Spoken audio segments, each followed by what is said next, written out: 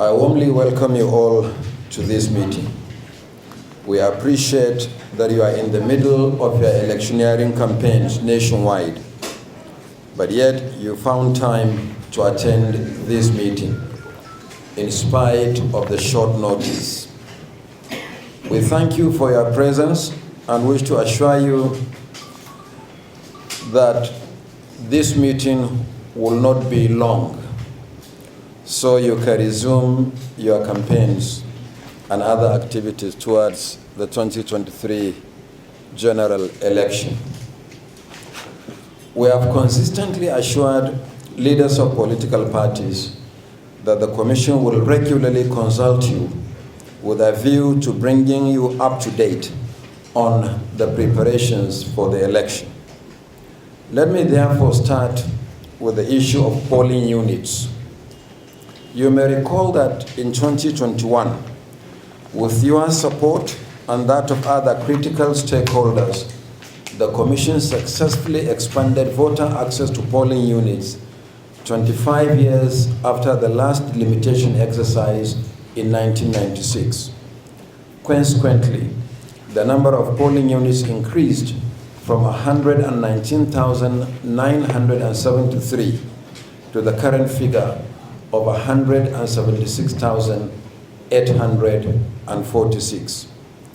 At previous meetings, we also briefed you on our efforts to redistribute voters to the polling units in order to avoid the congestion that made voting cumbersome in many of them nationwide. This requires the redistribution of voters to new polling units in proximate locations. Where they are separated by distance, this must be done after consultation with the voters. This has been done by our state offices nationwide. However, there are 240 polling units without registered voters spread across 28 states and the Federal Capital Territory. They range from 1 polling unit to 12 polling units in each state and the FCT, except Taraba and Imo states with 34 and 38 polling units respectively. No new registrants choose the polling units and no voters indicated interest to transfer to them during the last continuous voter registration exercise, mainly for security reasons. This means that no elections will be held in these polling units. In our avowed commitment to transparency, the Commission is making available to Nigerians a comprehensive list of these polling units by name, code number, and their locations by state, local government, and registration areas. With this development, the number of polling units where elections will hold nationwide on 25th February 2023 and 11th March 2023 is now 176,606. Hard copies of the list are included in your folders for this meeting. Above all, Nigerians deserve the right to know the locations of these polling units. Accordingly, the soft copy of the list has been uploaded on our website and social media platforms for public information and guidance. Once again, I wish to state that there will be no voters in these 240 polling units. Election will not hold in these polling units, and we have made the details of these polling units available to all political parties and to all Nigerians, as we'll upload the information on our social media platforms immediately after this meeting. Now, closely related to the distribution of voters is the identification of polling units. From the feedback we received from our officials and accredited voters following the recent nationwide mock accreditation using the beavers, it is clear that some voters could not easily identify their polling units. This must not happen on election day. Consequently, the Commission is advising voters to confirm the locations of their polling units through a dedicated portal linked to our website. In addition, all voters who have been assigned to new polling units will receive text messages from the Commission indicating their polling units.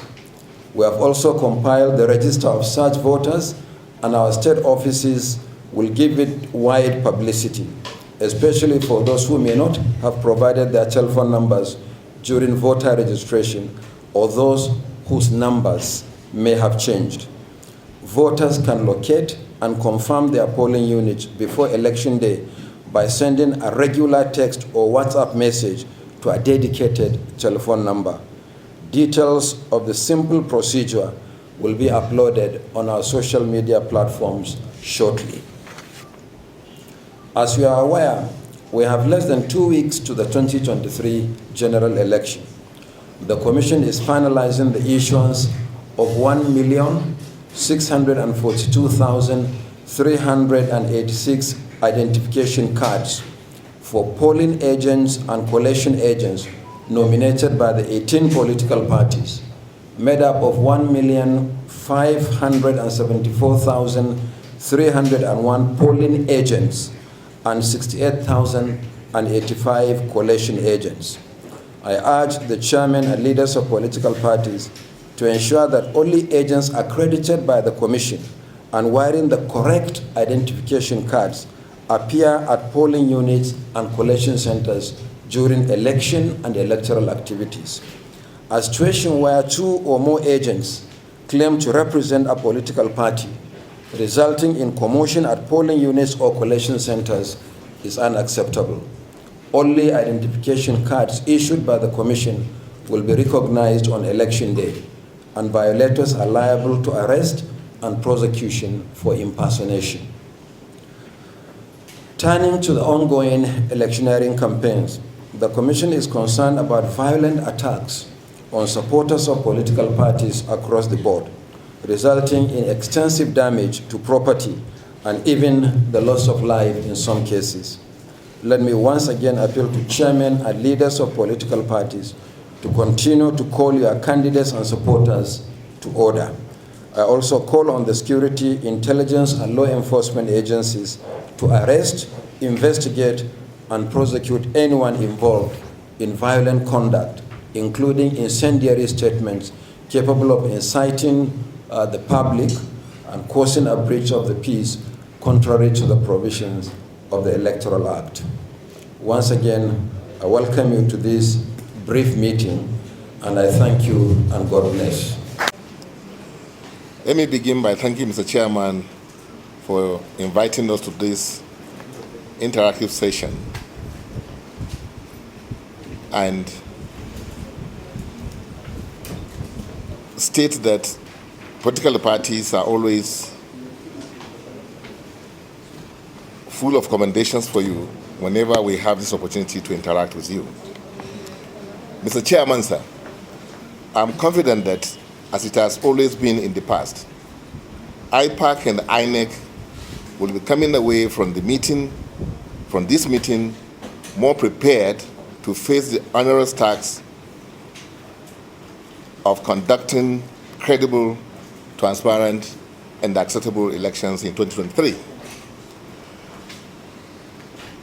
Going further, I wish to firstly reiterate the continual commitment of IPAC to the long-standing cooperation and mutually beneficial relationship between us and INEC.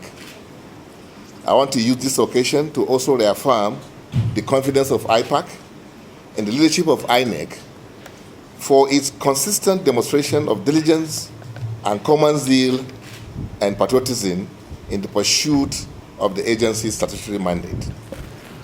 On the basis of our evaluation, INEC has been well on track. Leadership of IPAC additionally wishes to use this occasion to commend the efforts of INEC in confronting the extraordinary environmental challenges occasioned by NERA redesign and fuel scarcity through Mr. Chairman's visit to the relevant agencies. Usually, a Siamese twin needed to be in constant agreement to enable them live together harmoniously. Also, it is said that a case that is discussed does not necessarily cause trouble.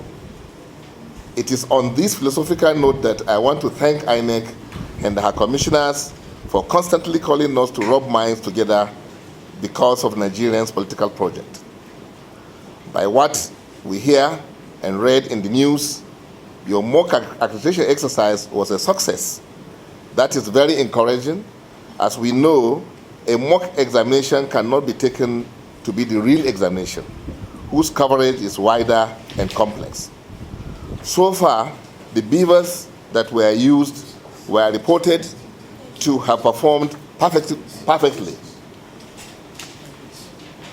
We are encouraged by this and also wish to appreciate INEC while expecting them to keep the flag of perfection flying. Similarly, the Electoral Institute conducted a train-the-trainer workshop for polling agents, collation officers recently. The move is commendable, but the parties are trying to meet the challenges of lean resources to cascade the training down to other critical levels. The 2023 general elections seemingly will be a watershed in the history of elections in Nigeria. Today, the tide has changed because an unknown party could pull a surprise to the greatest chagrin of all. From this point of view, it is necessary to advise INEC to keep its date with history, which must not be wasted. INEC should create a golden niche for herself, especially the chairman, who has become the child of history. Nigerians are watching, the international community is watching, and the parties are palpitating. I therefore call on all Nigerians of good conscience to take credible results of the election the way it is. At worst, parties should resort to the law court for adjudication. Today, it is an abhorrence and crudity, if not savagery, to see state governors denying campaign venues to political parties other than their own. This is crude, undemocratic, primitive, and uncivilized. Finally, I would want to admonish party leaders that having observed that the elections are conducted free, fair, and credible, the results should be accepted for the love of our country. Mr. Chairman, under no circumstances should this election be postponed. Having noted this, I wish to congratulate all the party leaders for putting up the healthy campaigns while thanking INEC with great expectations to deliver a credible election. Thank you for listening.